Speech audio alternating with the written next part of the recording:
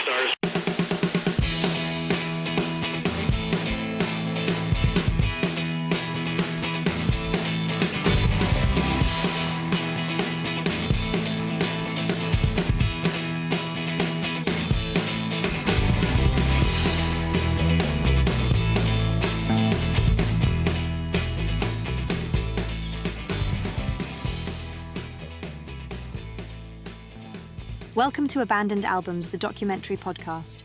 Each week, our intrepid group of researchers and music archivists dig through the record crates of the world, finding those albums that may have been lost over time. If a new artist is discovered along the way, that's all the better. Using a patent-pending algorithm and spirited debate, we pick one album to discuss. Once that is settled, we will invite the artists to Thunder Love Studio to chat with your hosts, Keith R. Higgins and Geoff Calhoun. When we're lucky, they say yes. Our mission with Abandoned Albums is simple: to make sure artists' recorded work remains, or in some cases, lands on, the cultural radar. We invite you to sit back and relax. Thank you for joining us. Drum beat test for stereo spread.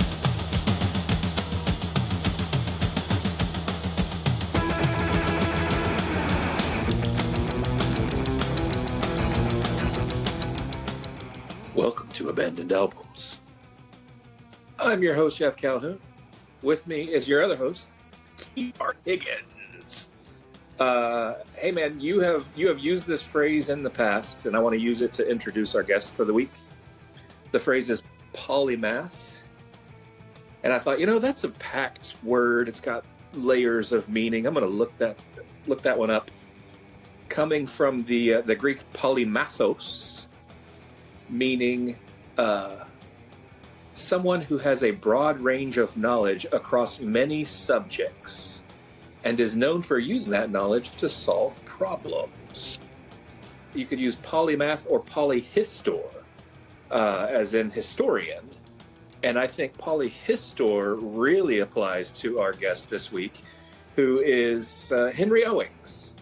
And if the name doesn't immediately resonate with you, listener, we will fix that, because Henry, our resident polyhistor, is from Chunklet. So if you were to Google Chunklet Industries, you might find books, you might find a record label, you might find a concert series as a promoter, you might find stand-up comedy, you might find a magazine. I mean, this guy, he's all over the place, Keith. If you have any familiarity with musical counterculture in the state of Georgia, he's probably a name you've come across, because he resides currently in Atlanta, but I think kind of came up in the Athens, Georgia music scene. He has a book called Plus One Atlanta that was what he calls a preservation project. And he was scanning and archiving all sorts of concert posters and various relevant musical history documents, artifacts, I guess you would say. And that project has expanded to well beyond just Atlanta. The number of lives that he has touched working with comedians and musicians, filmmakers, documentary people. I think people just came crawling out of the woodwork and said, "Hey, I've got this. It's not from Georgia. It's from maybe Mississippi or Tennessee." And so I think he ended up with certainly more content than just one local Georgia book would hold. But that's not how I know Henry Owings. I know Henry Owings from his record label. I've purchased a lot of music that he has been the man behind. The magazine obviously had very broad reach, touched a lot of people. So how's that for an intro? There's a lot of ground to cover here, Keith. I think it's going to be interesting. Load up on your ADD medication, folks, because we're going to touch on a lot of topics. And here's our conversation with Henry Owings. Hey, Troy. I'm going to do what Brian Teasley taught me, which is take over the interview. I went and saw Neil Young with Crazy Horse a couple of weeks ago. How was it? It was all right. Yeah. No, it was fucking amazing. You found a way to enjoy yourself? Oh, yeah. No, it's like, huh? Yeah, it's like reunion tour, huh? Yeah. No, Brian, the second the show in Huntsville was announced, I asked if he could give me plus whatever on the guest list. I knew that I could come. It wasn't a question of that. It was like, can I push it a bit? And we came with three of us, and we had pit passes. Like, we were standing underneath Neil Young's nose.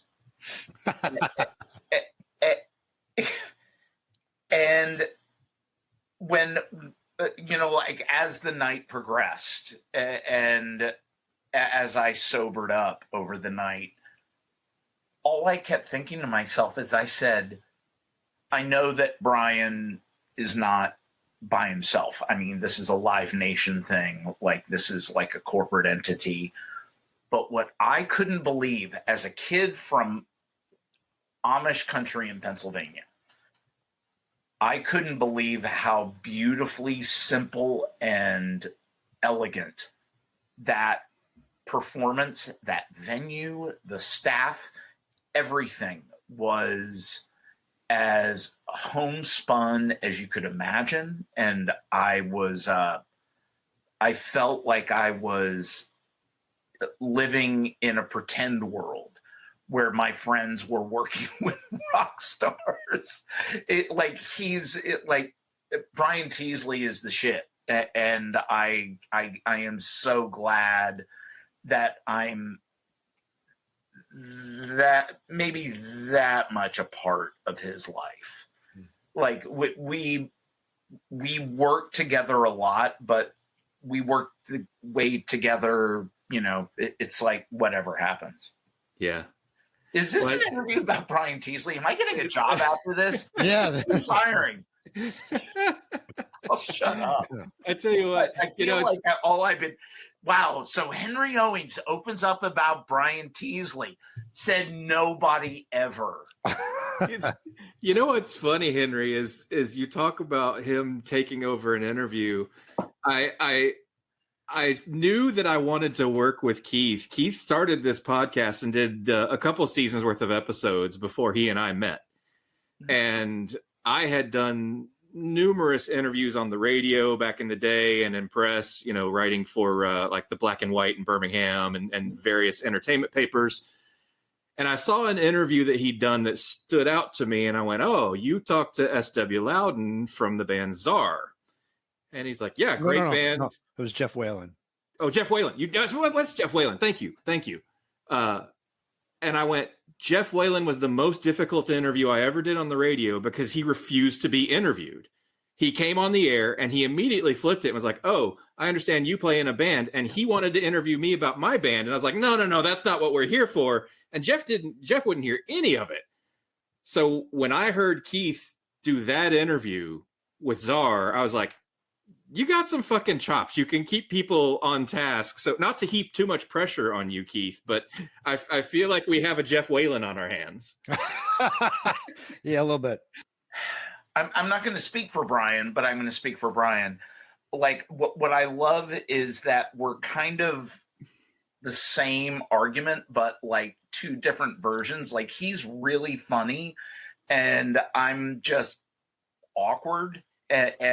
Or he's the awkward one and I'm the funny one. I can't remember, but I love him. I mean, I loved him when I met him in 1992. How did you guys meet? We met at the Club Fred. Please. But I only want to. Please. But I only want to help you. Please.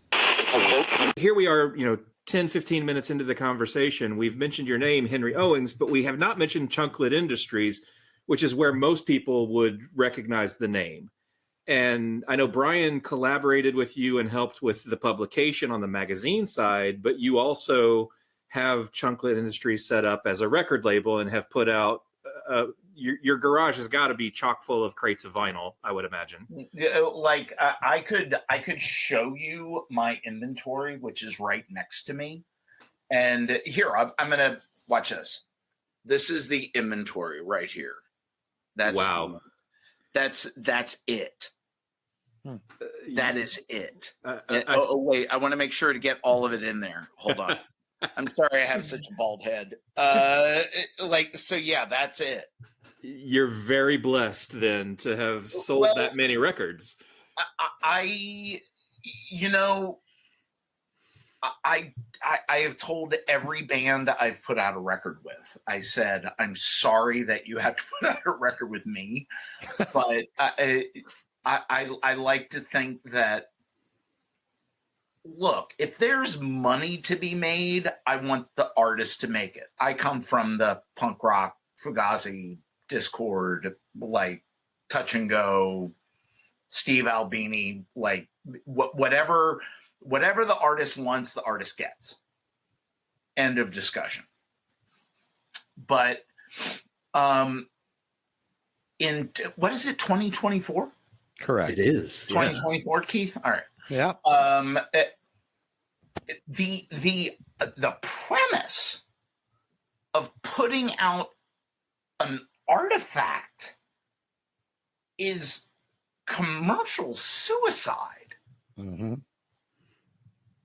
Truly. And so I say this as a lifelong fan of the medium.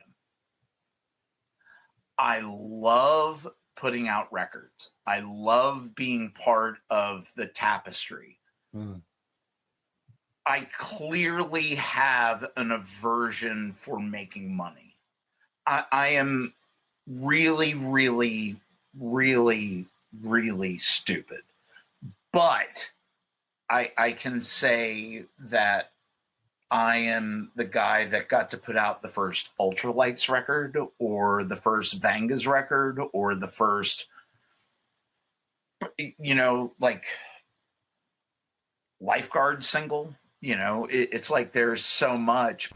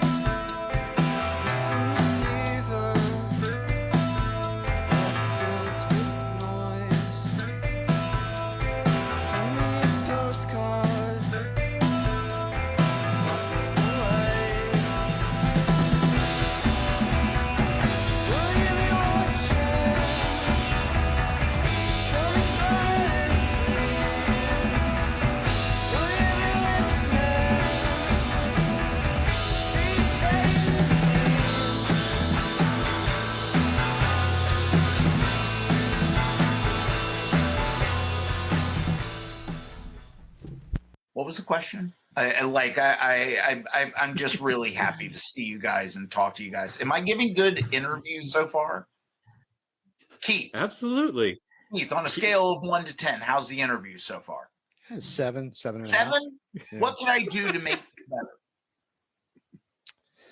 Shirtless? Shirtless. Did you say shirtless? I did. Okay. Not. I did not say you shirtless. didn't? So what about you, Geoff? 7 out of 10. You misheard the word pants. Just 7 out of 10 because I haven't gotten a chance to probe about specific records yet, but we'll get there. I have confidence. So I am going to shut up and let you two just whatever you want to. Like, I can't believe somebody wanted to talk about Nodal, for fuck's sake. Listen. Nodal slept on my couch in 1999, and I am forever changed by the experience. Where, Tuscaloosa, Alabama? Tuscaloosa, Alabama. Were they playing with Man or Astroman? No, they were playing with Blip, which is my band, at Vinyl Solution Records, right there on the Strip in the university. Later that evening, played the Chucker, and we put them on the radio on WVUA FM. So the trifecta. Like, I love when I was putting out records back then. Like, the idea that anybody would send me any demo or anything, I would listen to all of it like, oh, this is so great. And Nodal was one of those, and it came through the Trans Am guys in like 97. Like, Philip, he said, you got to check out Nodal, and I was like, Nodal, all into it. And so when Nodal sent me those EPs, it is so dumb. It is so completely dumb and amateur and rookie, but I love it so much. It is like Nodal Dance Party. Nodal Dance Party. Are you serious? Like, I mean, Nodal Dance Party. It's great music.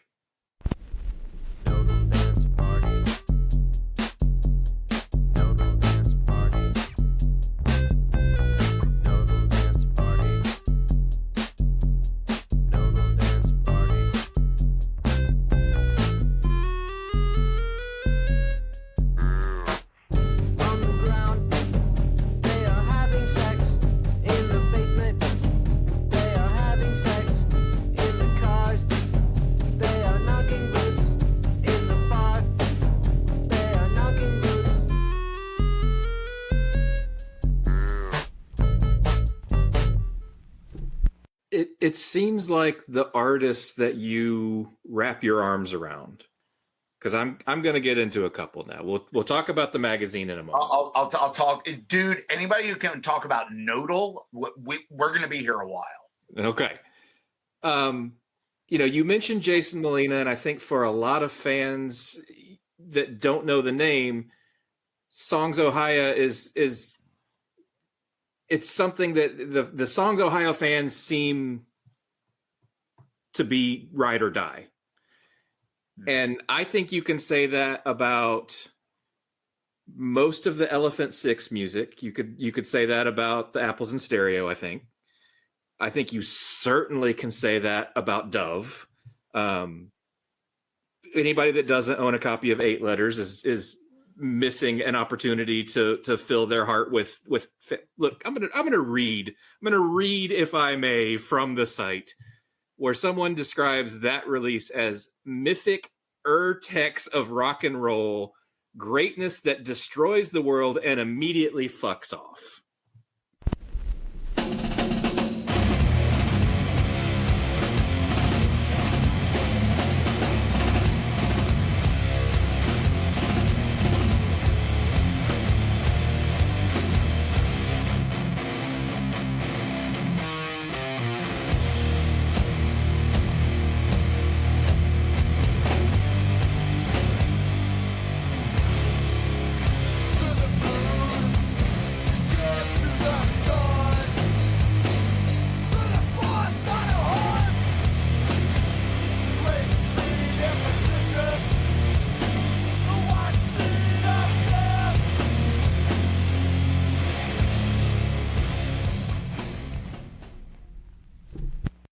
during the pandemic, gentlemen, I got to put out a record with Dove and give that money to my very good friend Henry, who is the only other Henry I have ever called Henry.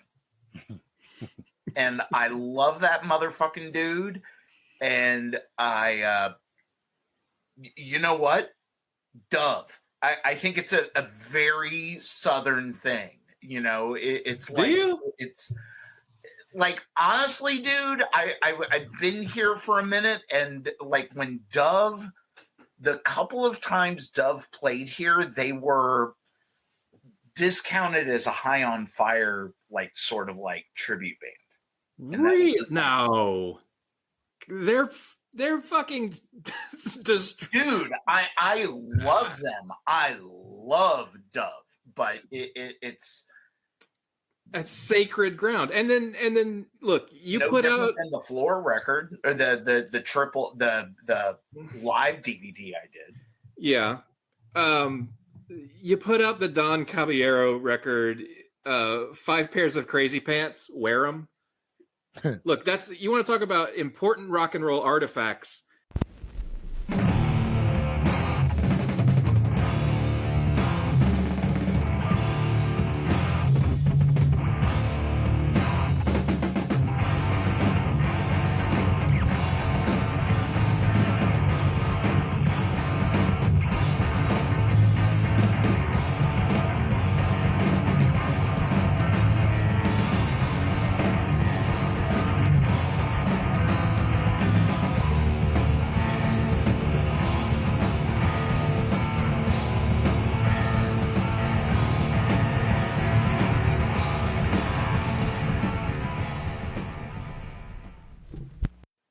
So here is how that happened. Pat, the bass player, I was at his place in Chicago, and we've been talking about his band before Don Cab, called Northern Bushmen.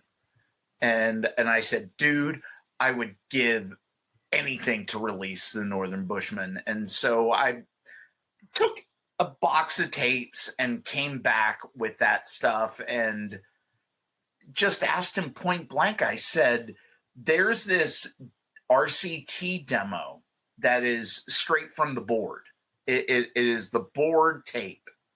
And additionally, you gave me a VHS tape of that filming, of that broadcast. And that's how it happened.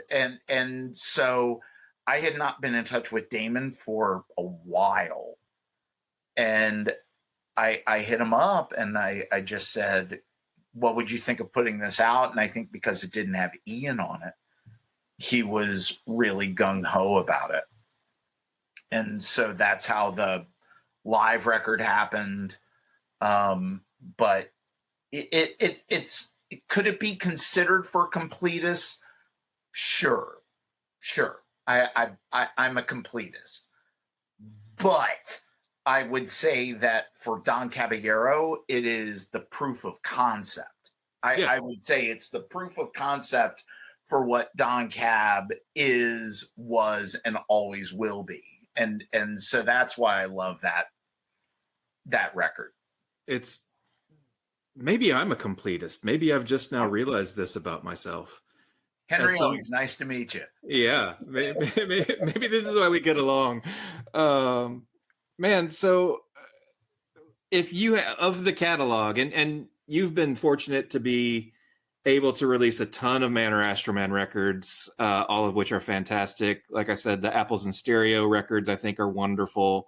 That Dove record kicks ass. We'll leave Nodal to the side because we both personally have some level of bias involved, but if you had to pick a favorite of the Chunklet catalog, no. Choose your favorite child, Henry. No. So I'm gonna politely pivot. Sure. Because why stop now? Well, but hey, Keith, I'm glad you're here for the interview. Take care. I'm here for color commentary. Yeah. So when I think of, I've put out over 150 records. And when I think of 150 records, none of it is obligatory. None of it is album cycle. None of it is anything. So when I think of the records, they're babies. Like nothing is easy. And when I think of records that I just absolutely love, like the beautiful beings they are, like All the Saints, I think that All the Saints record is a stone cold masterpiece. Look Like You're Going Somewhere, to those that don't know. The band Vangas from here in Athens, I met when I was going through my divorce. And I just absolutely fell in love with them. They were all like 19-year-old obsessives of the band Swans. And like, for instance, they have a song called Every Day is the Same.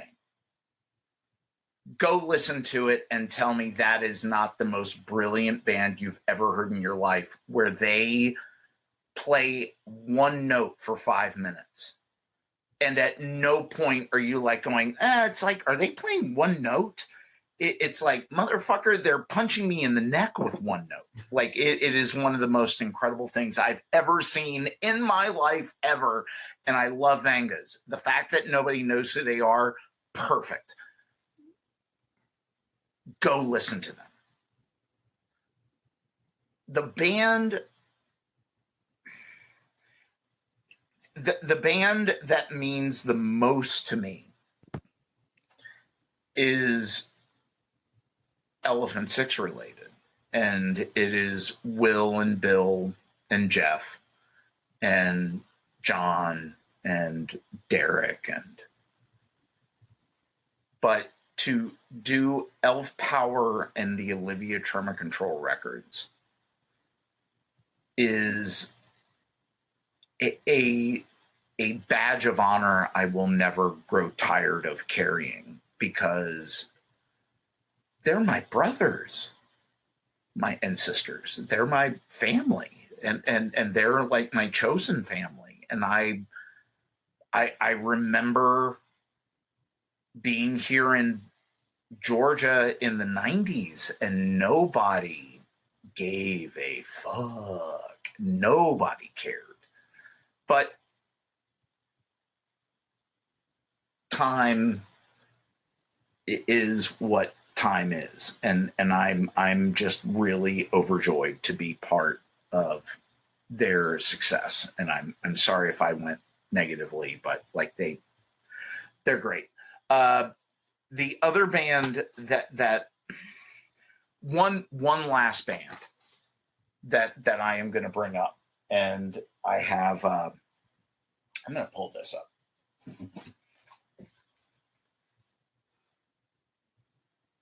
And it is a band from 1981 to 83. They were a 5-piece band. They were a band for 25 months. And anybody in Athens, anybody in Georgia will tell you it's like they were here for a minute. But it is one of the most profound things I have ever been a part of. And I can't believe that I am associated with it. But it is the ghost of Athens that nobody ever wanted to talk about. And for those listening, don't have the benefit of the video, Henry held up the limbo. Shit! I'm sorry, there's no video. Oh shit! We've got people that listen on Spotify and I fucked this Apple Podcasts, all over the place. So Limbo District, I assume that's a self-titled. Yes, it's the live record. I'm sorry. I didn't realize this was for a podcast. Yes. The band is called Limbo District. They were a band when I moved to Georgia in 1991. There was an extraordinarily short list of bands I cared to find anything about from Athens in 1991. And it was like Love Tractor, Pylon, Method Actors, Tone Tones, and one of those bands was Limbo District.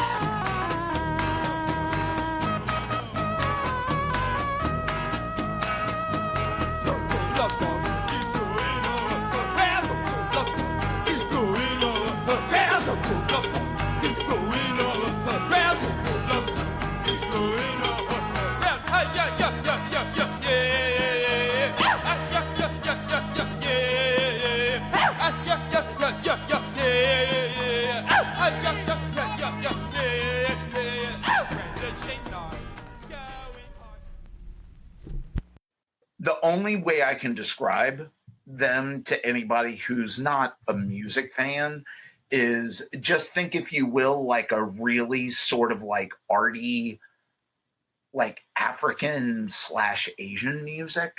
I could bring up a zillion touch points for anybody that wants to like get into it, but it's I just can't believe that Henry Owings in 2024 is the bonehead that's releasing Limbo District on Society, because it feels very important. Oh. It feels far more important than me. Yeah, like the way like I remember feeling about Galaxy 500 in 1990. The kind of thing where I was like, oh my God, I think the whole world is really going to find this really special. Not that I'm going to sell 2 copies. It's like selling it in 2024 is like, it's the most immaterial of like metrics. Right. So. Yeah, it's like, so it's like Man or Astroman I would put on par with Limbo District. At least Man or Astroman had a shitload of records. Limbo District had nothing. Yeah. Zero. Nothing. Not even a demo. How did you discover them if they didn't have any recorded? So Keith, there was a documentary, if you've not heard it, called Athens, Georgia, Inside Out. And for about 15 seconds, like if you go to get popcorn, you would miss it. Where it's a montage of Athens scenesters saying Limbo District was their favorite band. Oh. You can have more time to practice your putting with the Potty Putter, the amazing new toilet time golf game that lets you practice your putting on the potty. Tell me about Elephant 6 and your involvement. Well, they're my family, for better or for worse. But I love them all unconditionally.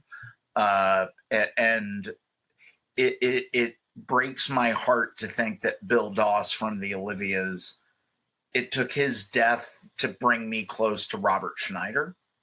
But when I look at the Elephant 6 sort of thing, it's like documentaries, books, whatever. I was there and irrefutably there. It's like, and not in a casual sort of like doing drugs in the alleyway. Although the members all did drugs in the alleyway. It's like, like if there is one thing about the Olivias, they always brought the best drugs. But when I look at what the Olivias became, I was merely hanging out. I mean, no different than. I mean, it's like it's weird for me to talk about the Elephant Six thing insofar that when I lived in Pennsylvania, I would go to DC shows, and I couldn't believe I was standing in the same room as members of Dag Nasty or Grey Matter, 3, like whatever punk rock Discord, Minor Threat, you know, it's like GI, whatever you want to bring up. But what I couldn't believe is that I was there for it. And then I moved to Athens. And to think that this innocent, fresh scrub kid from Amish country is there, like arm in arm with what becomes Nutrimilk Hotel, the Olivia Tremor Control, Elf Power of Montreal. It was all I can say is Athens trained me to be this way. For better or worse. I wish I could take credit for it, but you know, it's like I hold Athens, I hold Georgia, I hold the South in the highest of fucking regards, and I can't believe that I am part of it, humbly, and so when I think of the Olivias, I just think of my fuckhead friends. Someday, Keith, I will refer to you as my fuckhead friend. Why wait? I mean it in the most loving of way. I don't mean it in you know, it's like they're fuckheads, but I'm a fuckhead. Yeah. Do I have time to get another glass of wine? I think you should. No one is innocent, but some are more guilty than others.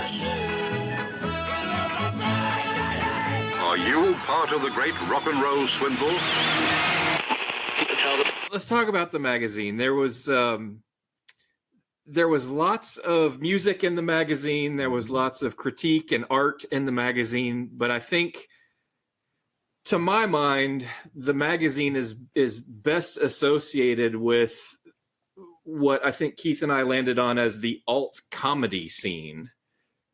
There are so many names that are huge celebrities now, to my mind. I mean, Patton Oswalt for sure, David Cross for sure, Sarah Silverman, Zach for sure. How do you find yourself so much in the epicenter of that alt comedy scene as a guy that seems to be a self-professed music dude?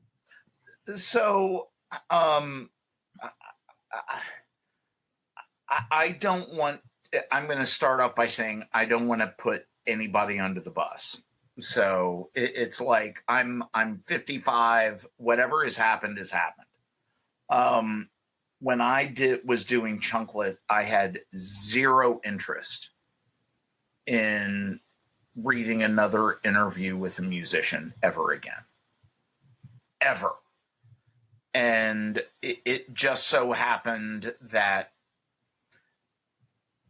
because of Atlanta and because of just being a rock dude, I was becoming friends with David Cross. And he was doing his Mr. Show movie, Run, Ronnie, Run, here in town. And we got along famously. And we hung out a lot, and I interviewed him. And it fueled my interest in interviewing people that weren't musicians. And one of those people was Patton Oswalt. Mm-hmm. And Patton and I, it was like, I don't know how else to put it, but we got along famously, and I think that a lot of it had to do with my inability to feed like a lot of societal norms about like managers and agents and all of this, and it's like meetings, and it's like instead it's like, how about if we just do it? Yeah. That's what Ian MacKay taught me. It's like, do you want to do it, or do you want to talk about doing it? And so what I was bringing to the table was this guy who just knew how to put on shows and knew how to record records and tour manage. It's the truth. And what I loved about doing that was I was allowed to be Henry Owings. And like Patton and Zach and Eugene and Maria and Brian and everybody was allowing me to be who I was. And it was a beautiful thing to be. It was a beautiful thing to be a part of. And I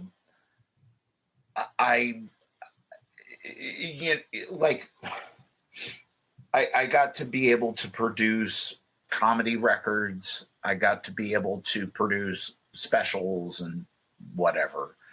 But what I loved is it felt very simple.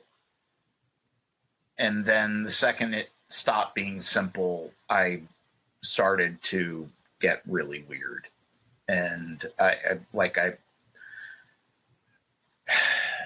it weighs heavy on me, but I hold my head high knowing how I behaved. But sure, people are famous, people are millionaires. Great. But when I look at what I've done, like with Comedians of Comedy and Zach and Brian and whatever, I'm really lucky. I'm really, really lucky. And I think that there's plenty to enjoy out there, but it's not with them. It's like I think that there's just a continual barrage of youngsters coming around, and I don't know who it's going to be, but there's plenty here in Atlanta, there's plenty in Birmingham, there's plenty in LA, there's plenty in Chicago, there's plenty in Seattle. Go to a show and see what's going on, because there is some amazing shit going on. And that's the way I look at, my association. As far as alt comedy, it's like I'll take the credit, but also it's like I just wish I still had my friends.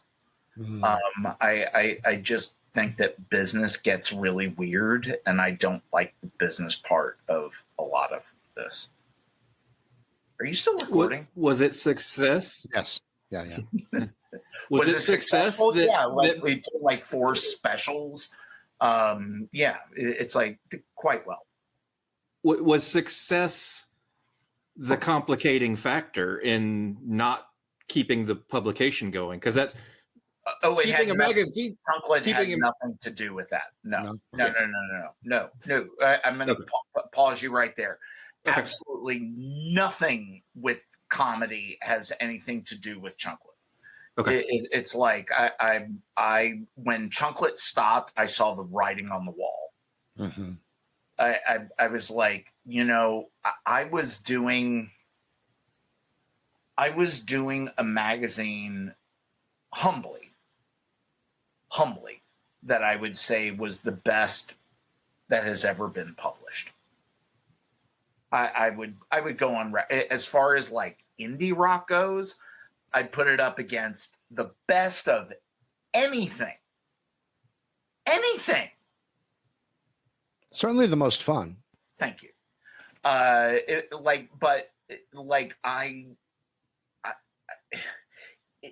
In whatever year that was, it was before my daughter was born, 2004, 2005. But I just remember thinking to myself, it's like, now is a good time.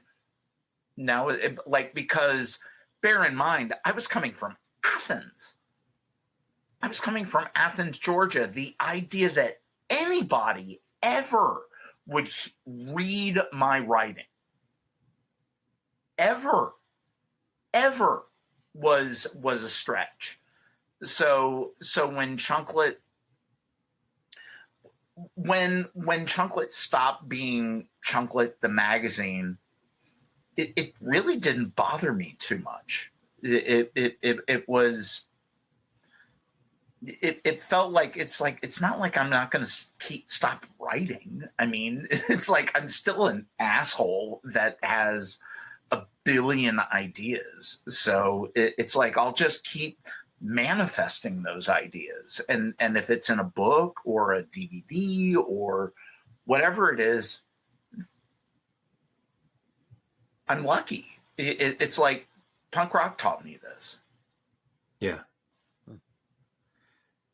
And you hear this over and over again from people that were there when there was nothing, but it sounds like the millions of dollars and the fame has changed some people, not all. I'm sure some of those people you're still very good friends with, but it does alter the course of one's trajectory and perspective.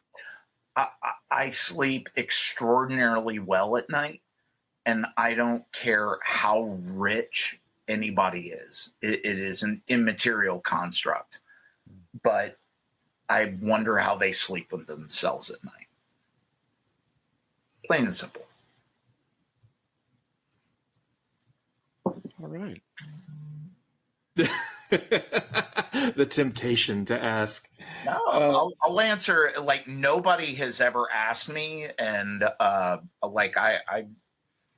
never really talked about this. Well, that's what we do here on Abandoned Album. Oh, shut up. About it. Oh, shut up. That's what we get. Jeff. Who's the asshole? Name names. Well, drop receipts. Well, but I can't believe as a kid that was just always like, I'm a fan. Right. I will and will continue to be and will always be a fan. When I think of me in relation to comedy, yeah, there's a billion of us. There's a billion of us. And there's nothing special about me that's, it's like I just put on the right shows and was happy to be part of it, and it's like, yeah, it was a stepping stone. Was welcome there to indie rock? Yeah, well, we talk about indie rock and myself on the back.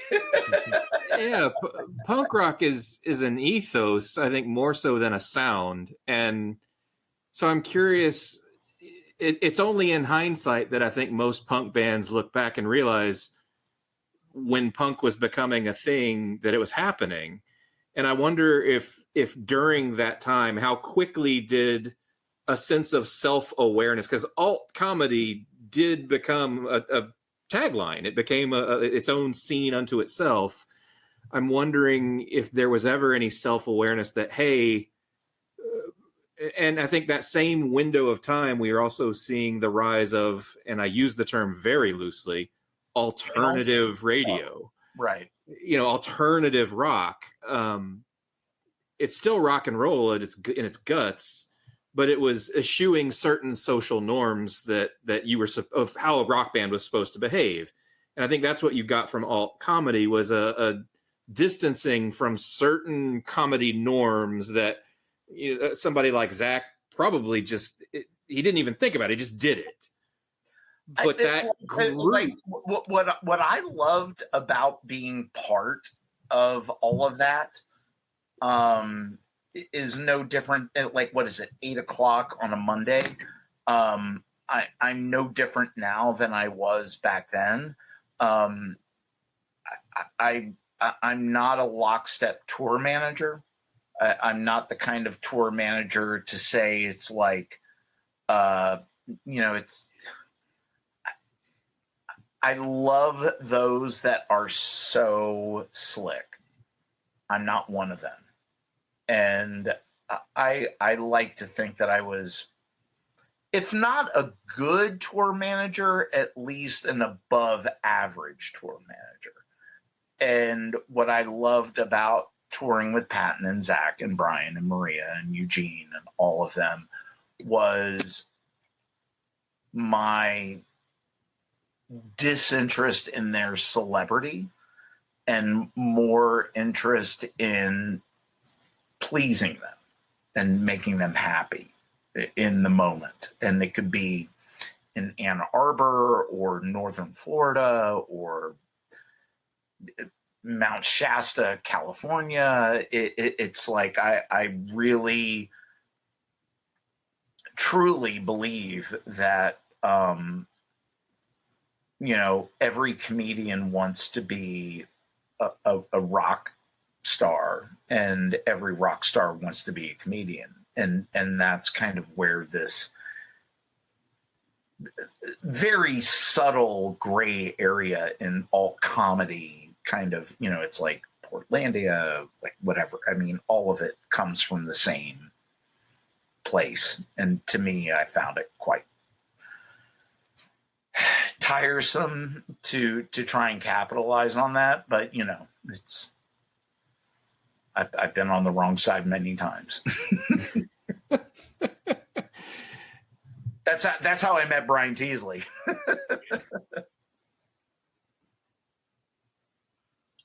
Has it diminished at all? Has it gone beneath a 7 yet? 7 out of 10? Are you shooting to go down?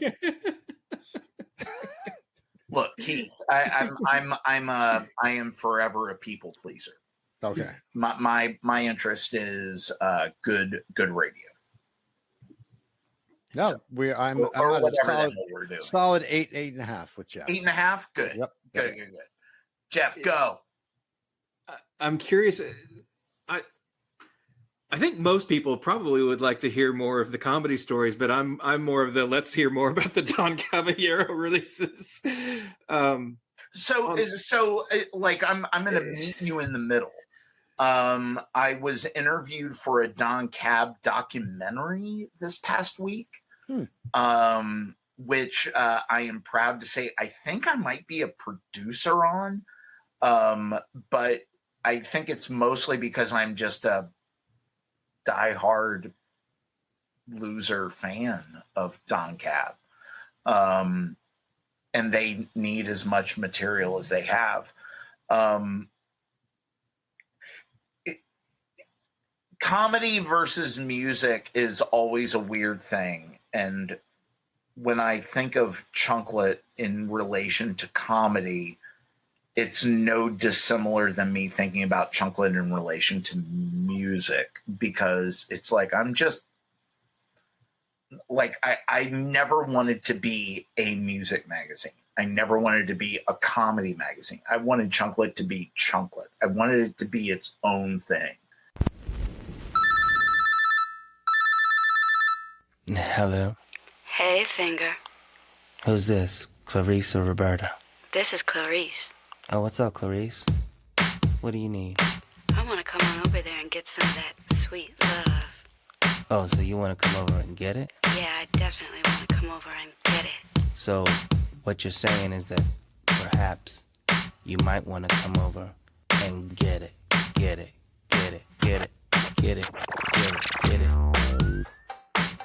Hello, everybody. Yeah, putting on my Axe body spray with my turtleneck on.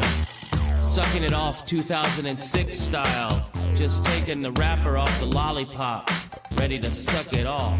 It's Friday night and it's time to party. Keep with the beat, don't be retarded. Put on the pants my mama gave me, hoping tonight that the dance club will save me. Forgot my watch, but it doesn't even matter, cause I'm staying out all night. Gonna spray my baby batter. Spot me a hottie sitting in the corner. I walk across the room and say, girl, I gotta warn you. If you show me your fanny pack, I'll show you my fanny. If you show me your fanny pack, I'll show you my fanny. If you want me to get with you, there's only one thing you gotta do. Come on and get it. Other than good. Other than good. Come on and get it. As you gather these artifacts, you know, these concert posters and manifestos and things from all over the South. Yeah. Is there something that jumps out as real treasure to you? Like, holy shit, can you believe we found this? Yes. I think my least favorite, but most favorite thing to find is racist shit. And God damn it. As an Alabamian, I'm a little sensitive to what are we about to expose? I will tread lightly but respectfully. In the American Atlanta University, at part of the HBCU,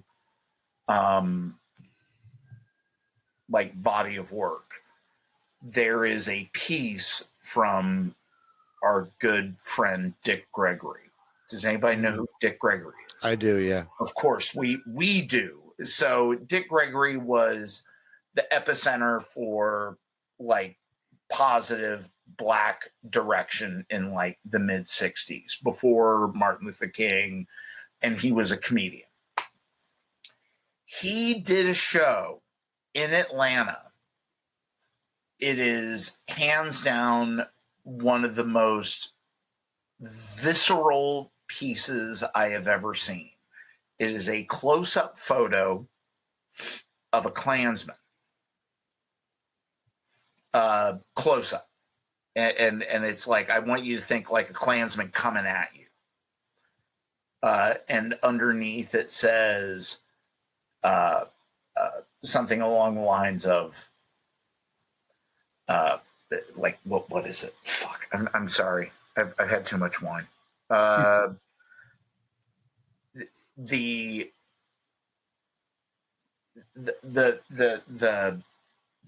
long and the short of it is, this is the face of Atlanta. Come and help change it. And it was a Dick Gregory poster in 1966. And I can send it to you if you want to use it for. I would love that. It is hands down one of the most. It is one of the most controversial posters I've ever seen in my life, and the fact that it was in 1966. Yeah. It really hits home. It's profound in the way few things are profound in 1966. So the close-up photo, it has a Klansman and it says at the Crystals at like whatever 1 o'clock in the morning. When I think of Dick Gregory, the balls it took to put up that flyer as a black man in 1966. Well, you know what he titled his autobiography? Do you know what he titled his autobiography? Oh, sounds about right. Yeah, that's balls.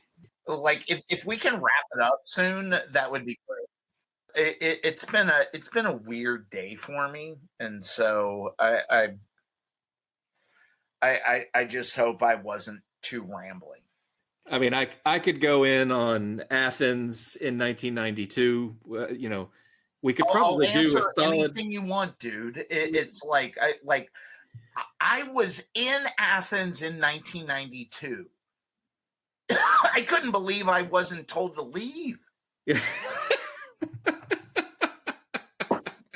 Well, like Geoff, just bear in mind, it's like when I moved to Athens, when I saw Curtis from Porn Orchard working at Cookies and Company, I thought that I had seen royalty. Like he was working for like minimum wage at a sandwich shop. And so when I got to see Porn Orchard, when I got to see Roosevelt, when I got to see all of these bands that were going on in that era, I thought that I was living my record collection. It was, I was giddy. I couldn't believe it. I always got the impression that the Elephant Six group of bands, and then there's you reference a lot of the more post-punk bands that people tend to embrace from that region. I always got the impression that there was a pivot as a musical community where that city and that scene said, without ever saying it, we're not fucking REM. We're going to do our own thing to be our own thing and distance ourselves from, because that's all anybody wanted to talk about in Athens was REM and their success. Look, man, I have no beef with REM, but like when I lived in Athens, like you didn't so much as talk about REM. It's kind of like talking about the Eye of Sauron.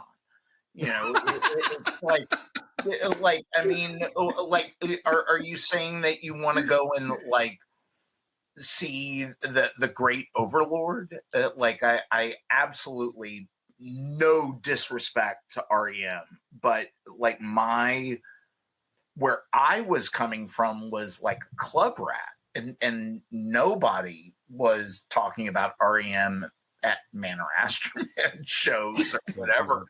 But coincidentally or not coincidentally, Peter Buck from REM, he was standing next to me at that Club Fred show in 1992. And the only reason I know that, Geoff, the only reason I know that is because when I was on tour with Manor Astroman in 1996 in Seattle, playing at the Crocodile, Peter Buck went up to Star Crunch, Brian from Manor Astroman, and said, I saw you at Club Fred in 1992, and I tapped him on the shoulder, and I said, Sunny night.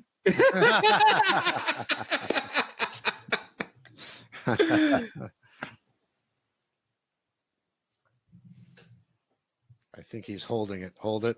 It was really nice. Oh my God. It was really nice. Yeah. Well, the thing that's weird for me is that the University of Georgia offered me a publishing imprint. Yeah, that's really impressive. Thank you. It's awesome. But one of the 5 books that are coming out are, if I may, kind of gigantic. Good. And one is my Elephant Six archive, like my Henry Owings is bullshit. And as a punter, as somebody who got here in 91, I'm a bit impressed with what I'm turning in. But what I also am really excited about is doing additional material, and not when I was there, but the B-52 stuff. Yeah.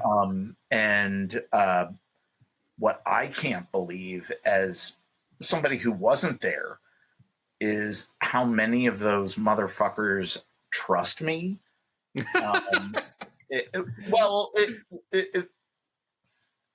Again, I got there in 91.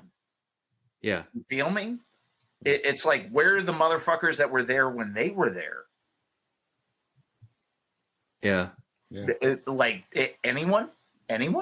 And so that's how I'm trying to approach all of this is I'm nobody. Henry, let me ask you a question. Do you have a publication date for these books? Or so Plus One Athens, the reissue is coming out in March. The Elephant 6 book is coming out in March. And then the B-52s, whatever it is coming out next Christmas. Okay, cool. Perfect. Very cool. Hey, man, thank you. I can't believe it's coming out, and I can't believe I'm the fucking moron doing it. Go ahead, Geoff. Of all the things that we described, of author, record label, is there one way, if you had to describe yourself, journalist, how do you sum yourself up to somebody? Charlotte's dad. Oh, that's great. Sir, you stuck the landing on that so beautifully. Shot it right up to a 10. Dude, there's the 10, man. I mean this with all humility. I never thought I'd be a dad. And the fact that my daughter is such an absolute right asshole, but she is my kid. And I absolutely adore her more than anything in my pot. So yes, anybody who ever asks, what's the one thing I'm most proud of? It's being Charlotte's dad. That's beautiful. I think that's marvelous. I mean that. Yeah. Yeah. Thank you for the time. Yeah, really appreciate it. Henry, thank you. Many thanks to Henry for the time and for sharing his stories. Be sure to check out our show notes for all the links. This episode of Abandoned Albums was written and produced by Keith R. Higgins and Jeff Calhoun. The show was recorded at Thunderlove Studio, where it was engineered by Daphne Morris, with help from Penetration. Abandoned Albums was edited by Vic Titball, with help from Clem Fandango. At the beginning of this podcast, you were treated to a diverse selection of music, including the soulful sounds of Forever by Little Steven and the Disciples of Soul, the indie vibes of Velvet Roof by Buffalo Tom, and the raw energy of Nevermind by The Replacements. Our theme song is Kiss the Earth by The Renegades. You can stream all of these artists wherever you stream your favorite music. The songs you heard during this podcast were Television Fission by Man or Astroman, Receiver by Lifeguard, Nodal Dance Party by Nodell, 8 Letters by Dove, For Respect by Don Caballero, Circle of Monkeys by Limbo District, and lastly, Up in Them Guts by Zach Galifianakis. You can find these artists on your favorite streaming service or on the Chunklet Bandcamp website. Please support independent artists. Original music by Mike Pellegrino. If you like what you've heard, please remember to subscribe and leave us a rating. It helps other people find the podcast. Thanks for listening. Grazie. Bailey Leaf, Rob Janicki, Mike Pellegrino, Farina Bella, Eric Beatner, S.W. Loudon, Ronnie Barnett, Michael Janicki, Peyton Janicki. This show's executive producer is Lulu McGillicuddy and is in the loving memory of Lucius Thunderwells. Abandoned Albums receives funding from Damon Pharmaceuticals, the makers of Ben Affleck. Ben Affleck is the only chewable tablet made to combat stomach unease associated with mediocrity. Taken daily, Ben Affleck can help combat explosive gastrointestinal shame. You can find a multitude of flavors in the incontinence section of your local pharmacy. Ben Affleck, save yourself the embarrassment. The side effects include dry mouth, headache, anal leakage, muscle soreness, bad decisions, gender confusion, constipation, evil spirit possession, and banality. Use only as directed.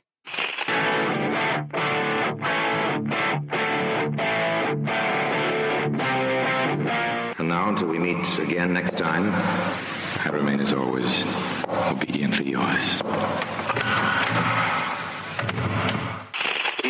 Abandoned Albums is a production of Paw Print Media.